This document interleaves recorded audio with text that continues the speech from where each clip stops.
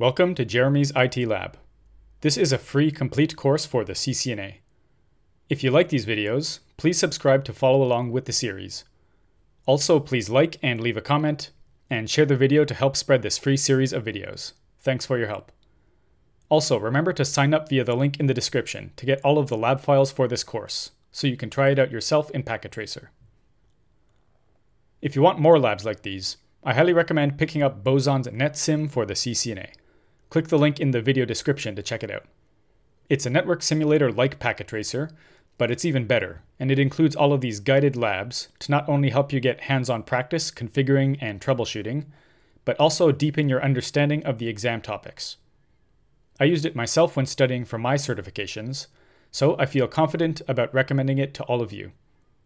If you want to get your own copy of NetSim, please follow the link in the video description. In this lab, we'll do some basic OSPF configurations in this small network. This is very similar to Day 25's lab, EIGRP configuration, with a few small differences. Let's get started. First of all, before recording this video, I already completed step 1. I want you to get some extra practice with the basics like configuring host names and IP addresses, but at this point in the course, I don't think there's any need to record myself doing it. So first up, I'll do steps 2 and 3 on each router. Step 2 is to configure a loopback interface on each router. As I have explained before, a loopback interface is a virtual interface in the router. It's not a physical interface. I'll give a brief overview of them in one of these OSPF videos, but basically they are useful in that they can always be in an up-up state, unlike physical interfaces, which can go down due to hardware failures, etc. Then, step 3 is to do some basic OSPF configurations on each router. I'll start on R4 and then work toward R1. First, enter privileged exec mode with enable. Then, conft. Let's configure that loopback interface. Interface L0. Notice these messages indicating that the interface has come up as soon as I create the interface. IP address 4.4.4.4 255.255.255.255. Let me check that it was created. Do show IP interface brief. There it is, and the IP address is 4.4.4.4. By the way, if you really want to make sure the subnet mask is correctly configured, you need to use a different command, because as you can see, the subnet mask is not displayed in the output of show IP interface brief. So let's use this command instead. Do show interface L0. Look here, internet address is 4.4.4.4/32. I like using show IP interface brief for a quick look at interfaces, but sometimes you might have to use other commands. Okay, now let's configure OSPF. Router OSPF, and I'll use a process ID of 4. Remember what I said in the lecture video. This process ID is only significant to the local router. The other routers don't care about it. Just to show that, I'll use a different process ID on each router, and you will see that they still become OSPF neighbors. Next up, let's activate OSPF on R4's interfaces. I think I showed you this trick in the EIGRP lab, but if you want to activate OSPF on all interfaces at once, you can do this. Network O.O.O.O, 255.255.255.255, area 0. That's configuring a range of O.O.O.O/O, which includes all IPv4 addresses. Remember that the network command uses a wildcard mask. So 255.255.255.255 is like a subnet mask of O.O.O.O. So OSPF is enabled on all interfaces. In real networks, it's recommended that you be more precise about which interfaces you activate OSPF on. I just wanted to show you that little trick for quickly setting up OSPF in labs. Now, we are also instructed to configure passive interfaces where appropriate. F10 and F20 are connected to routers, so we shouldn't make them passive, but G00 should be passive. Passive interface, G00. Not only G00, but loopback 0 also. Routers will send OSPF hello messages on loopback interfaces, even though they are connected to nothing. So, passive interface, L0. I'll take a look at some OSPF show commands when we get to R1, but for now let me quickly go through the configurations on R3 and R2. R3 next. Enable conft interface L0 IP address 3.3.3.3 255.255.255.255. Now let's configure OSPF. Router OSPF, and this time a process ID of 3. Let's try another way of enabling OSPF on each interface, specifying the exact IP address with a /32 mask. First up, F10. Network 10.0.13.2 0.0.0.0 area 0. Next, F20. Network 10.0.34.1 0.0.0.0 area 0. Finally, loopback 0. Network 3.3.3.3 0.0.0.0 area 0. Here on R3, there's only one interface we need to make a passive interface, loopback 0. Passive interface L0. Okay, that's all for R3. Next up, I'll configure R2. Enable conft interface L0 IP address 2.2.2.2 255.255.255.255. Now let's configure OSPF. Again, I'll use a different process ID, but usually I just use process ID 1 for all routers. Router OSPF 2. I'll enable OSPF on both physical interfaces first, like this. Network 10.0.0.0 0.0.255.255 area 0. Then the loopback interface. Network 2.2.2.2 0.0.0.0 area 0. And let's make that a passive interface. Passive interface L0. Okay, that's all here on R2. Finally, let's move to R1. Enable conft interface L0 IP address 1.1.1.1 255.255.255.255. Now let's configure OSPF.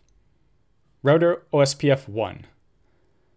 So we are told we don't need to enable OSPF on the internet link. Why is that? Well, we are going to advertise a default route to the other routers later, but there's no need for them to know about this point-to-point connection between R1 and ISP R1. If R2 needs to reach a server over the internet, for example, it just needs to know to send the traffic to R1. There's no need to know what subnet is used for the connection between R1 and ISP R1. So we won't activate OSPF on the interface unnecessarily. I'll do each interface one by one. Network 10.0.12.0 0.0.0.3 area 0. Network 10.0.13.0 0.0.0.3 area 0. Network 1.1.1.1 0.0.0.0 area 0. Notice that for each router, I configured the network statements a little differently. On R4, I used a single command to enable OSPF on all interfaces. On R3, I specified the exact address on each interface. On R2, I enabled the two physical interfaces with one command. Here on R1, I configured the network address of each interface. Just be aware that there is more than one way to enable OSPF on each interface. Okay, now let's make loopback 0 a passive interface. Passive interface L0. Before checking out some show commands here, let's do step 4 and configure R1 to advertise a default route. First, I'll do default information originate. Currently, a default route isn't configured though, so let's exit and now configure it. IP route 0.0.0.0, 0.0.0.0, and set the next hop to ISP R1's G000 interface, 203.0.113.2. Okay, we're done with the configurations, so I'll use exit to return to privileged exec mode. First, let's check out show IP protocols. We've already covered the output of this command. I just want to highlight that the loopback interface's IP address of 1.1.1.1 became the router ID. And because we configured default information originate, it says it is an autonomous system boundary router, an ASBR. An ASBR advertises outside networks into the OSPF domain, such as when R1 advertises a default route to the internet into the OSPF domain. Now let's look at a few OSPF-specific commands. I will cover these in detail in the next few videos, but here's just a preview of them. First, to view the link state database, LSDB, use this command: show IP OSPF database. Here you can see all of the LSAs in the LSDB. Notice there are a few types displayed: router link states, net link states, and Type 5 AS external link states. I'll talk more about these in the next video. Here's another command to view R1's OSPF neighbors: show IP OSPF neighbor. As expected, R2 and R3 are listed as OSPF neighbors. And one more command: show IP OSPF interface. You can specify an individual interface if you want, or just view all interfaces. This gives details about the current OSPF settings on the interface, such as the various timers OSPF uses. Feel free to look around at the output of these commands if you want, but I will explain their output in a future video. Just wanted to make you aware of them. Finally, let's do step 5. Check the routing tables of R2, R3, and R4. What default routes were added? Let's check R2 first. Do show IP route. The default route is down here via 10.0.12.1, which is R1 as expected. Now let's check R3. Do show IP route. Okay, R3's default route is via R1, 10.0.13.1. Now let's check R4, and you might see something a little unexpected. What do you think the next hop of the default route will be, R2 or R3? Note that the connection between R1 and R2 is a gigabit Ethernet connection, while the others are fast Ethernet. Since I already taught you that OSPF uses interface bandwidth to calculate the metric, you probably expect the path via R2 to be preferred, and expect that it will be the only one entered into the routing table because of a lower metric value. Let's see. Do show IP route. Well, it looks like both routes have been added, so R4 will load balance over both paths. Why is that? Well, I will explain that in future videos. But if you want to do some independent research, try to find the answer yourself. If you think you know the answer, post it in the comment section. Okay, so in this lab we did some basic OSPF configurations in this network, including passive interfaces and advertising a default route. That's all for this lab. Now let's check out a bonus lab in Boson NetSim for CCNA. Okay, for today's Boson NetSim lab preview, we're going to take a quick look at this lab here, planning and configuring single area OSPF. Here is the lab topology. There are 4 routers. Routers 1 and 3 and 2 and 4 are connected with fast Ethernet. But routers 1 and 2 and 3 and 4 are connected with a serial connection. And as it says here, it is using frame relay as the layer 2 encapsulation. So frame relay is a layer 2 encapsulation, like Ethernet, but it's used on serial connections. Now some other options for serial connections are PPP and HDLC. Now in the current CCNA, you don't have to know these in depth. I will mention them briefly in these OSPF videos, but the main focus is the Ethernet layer 2 encapsulation. Okay, down here are the commands you need to know to complete this lab, the IP addresses on each device, and then the lab tasks. So this lab is divided into 4 main tasks: verify initial configurations, plan for OSPF, configure OSPF, and verify OSPF. So in the first OSPF video, the first lecture video, I only covered the absolute basics of OSPF. So we're not actually ready to complete this whole lab. But that's okay, we'll just do task 1 and a little bit of task 2 so you can see what this lab is like. And if you want to try it out yourself, you can get a copy of NetSim from the link in the description and try it out yourself here in NetSim. Okay, task 1, verify initial configurations. Step 1, verify the IP address and state of each interface on each router. So I'm already in the CLI of router 1, so let's check here. Show IP interface brief. Let's check with the IP addresses table here. Serial 0 10.1.0.1, looks good. Fast Ethernet 0.1, 10.0.0.1, looks good. Okay, and they are both up and up. Now let's check out router 2. To open router 2, click here on the right side under Devices, and click on Console. Okay, serial 00, 10.1.0.2 looks good, and Fast Ethernet 10, 10.2.0.2. Okay, and they are both up and up. Next, I'll check out router 3.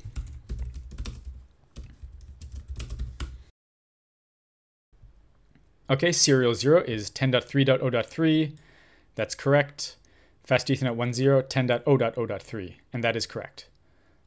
Okay, and finally, I'll check on router 4.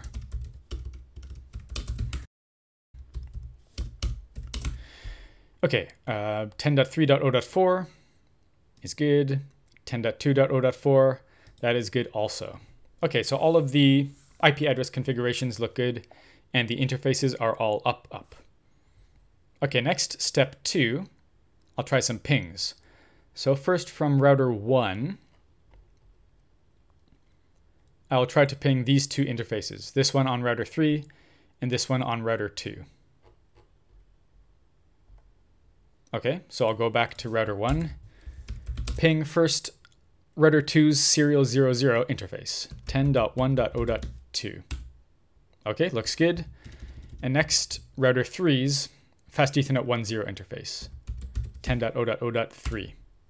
Okay, no problem. And then step 3, from router 4, ping router 2's Fast Ethernet 10 interface and router 3's serial 00 interface. So I'll ping these two interfaces here. Okay, I'll go on to R4 again. Ping 10.2.0.2, that is router 2's Fast Ethernet 10. Okay. And router 3's serial 00. Okay, all looks good. So the initial configurations are fine. All the interfaces are up, and there is connectivity. They can all ping each other. Next, task 2, plan for OSPF. All 4 routers should be members of the backbone area. What is the area ID of the backbone?